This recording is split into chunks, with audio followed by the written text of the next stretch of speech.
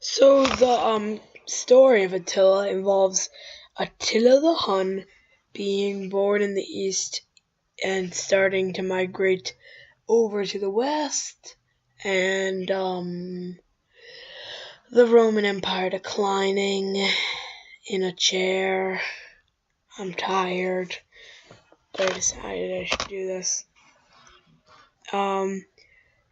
Climate change is happening, which is funny. Your allies are betraying you. There's that. That's your story, okay? Shut up. In the gameplay department, there's battles. Battles play really fun because I don't have enough time to talk about this, but the controls are amazing. I mean, really intuitive. And not at all useless. Like, I can be playing, and as long as you're skilled, there won't be any control problems with how you play. So, actually commanding your troops on the field of battle is great in Attila. But the old wolf lies wounded by jackals, circled by vultures, worried to death by 1,000 tiny vicious mouths brought low by your own arrogance. These are the death throes of Rome. The light of civilization dims and gathers. And you've such precious time left to hide your women, for your children to cry. Even at the moment of your final defeat, you will take no comfort in oblivion.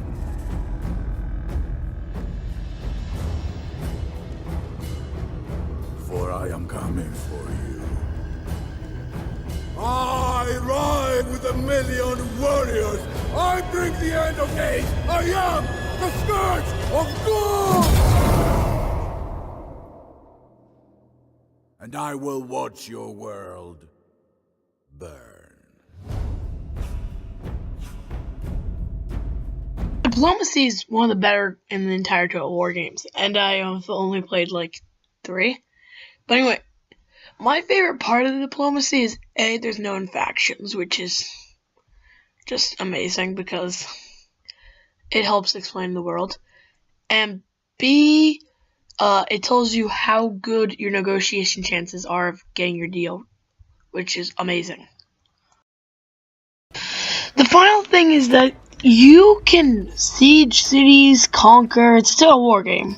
But what makes it special from Empire is that the family tree in Empire that doesn't exist, and in Medieval 2, which I've also played and I want to when it was free. Anyway, Medieval 2, whose family tree, I don't think that you can do that much, or as much as Attila's family tree. You can even make them embezzle bank accounts. So, instead of wondering why Attila's better, it's just that there's so much more features. Like when you're sieging a city, when you auto-resolve, there are 3 options. And you can even rename your settlements, which is absurd. Like, I renamed the settlement in France, which actually is the modern day spot of Paris, to Paris, because I was playing against the Franks. That is how in-depth Total War Attila is. You can rename a city the stupidest thing. You can play multiplayer and rename cities, and they will pop up like that. That is how amazing. One problem is that the only real problem is that unlike Medieval 2, you can't easily change your capital. I mean, it's possible, but you have to like download a program and physically change your files. So, if there was to be one thing to lower the game's rating, it's that there are some things that don't give it a perfect 10. But It's it's either this game or Medieval 2, which are my favorite games of all time. So, I will give this an 9.5 out of 10. Yay. This is a trailer video. I hope you liked it. I have that DLC. I had to buy it though, I didn't pre-order the game.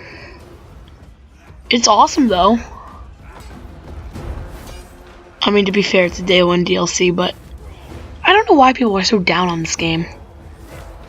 Truth time, I really want you to look at my Instagram. Also, fun.